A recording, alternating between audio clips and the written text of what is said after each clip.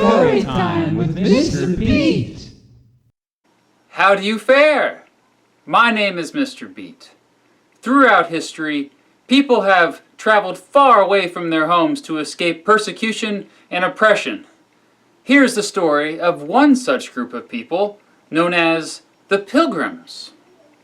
Once upon a time, 102 people on a merchant ship called the Mayflower sailed out across the Atlantic Ocean, leaving Plymouth in southwestern England on September 16, 1620. The ship included 35 members of a Puritan group known as the English Separatist Church. These Puritans were trying to find a place where they could peacefully practice their radical religion, which was not accepted in their old home of England. On board was William Bradford, a leader of these Puritans, who would later write about this trip so that we would know about it today. The ship experienced smooth sailing at first, but when they were more than halfway across the ocean, they ran into a huge storm with really strong winds. One passenger, John Howland, was carried off the ship by water, but fortunately caught a rope trailing the ship in the water and was able to pull himself back on board. The storm also caused one of the main beams to crack on the ship, but they were able to repair it, and after the storm, kept on sailing west. While on board, a group of 41 men signed what would later be known as the Mayflower Compact, which became the first governing document of the new colony they would create. Along the way, 2 people died, 1 crew member and 1 passenger, but 1 baby was born named Oceanus Hopkins. Because of the rough seas and storms, the Mayflower ended up much further north than the Pilgrims had originally planned. Finally, land was spotted. On November 21st, 66 days after they left England, the Mayflower landed on the shores of modern-day Cape Cod. They called it Plymouth Harbor. About a month later, they found an area on the mainland suitable for settlement and called it New Plymouth, since that's what John Smith called the area when he mapped it a few years prior. The town of Plymouth still exists today. The area used to be the home of Native Americans, or Indians, who all died from a smallpox epidemic brought from European traders and explorers.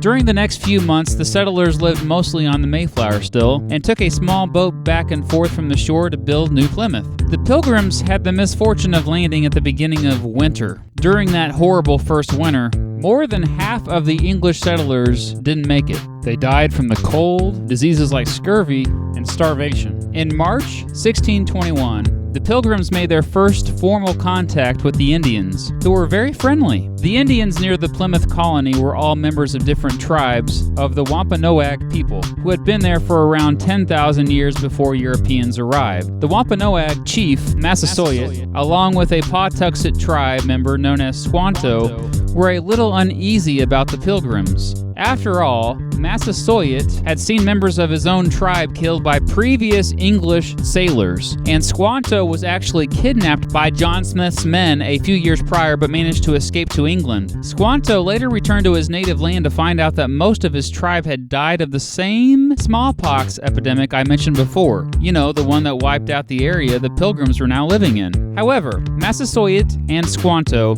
decided to make peace with the Pilgrims. After exchanging gifts, Massasoit and John Carver, Plymouth's first governor, established a formal treaty of peace, promising to never harm each other and to be friends. In April 1621, the Mayflower returned to England, and now the Pilgrims officially were on their own. It would be a rough first year. Shortly after the Mayflower left, Carver died, and the popular William Bradford was elected unanimously to take over. He would serve as Plymouth's governor off and on for the next 30 years. Though Bradford was a strong leader, the Pilgrims still struggled to survive. Fortunately for them, Squanto stuck around to help them out quite a bit. Squanto taught the Pilgrims how to survive in New England, teaching them how to use dead fish to fertilize the soil and grow corn. He also taught them where to fish and the best places to hunt beaver. Not only that, because he learned some English after spending time in England a few years prior, he could communicate with them better than other Indians, and often worked as a translator. He literally saved their lives. You might say Squanto was one of the most important figures in American history.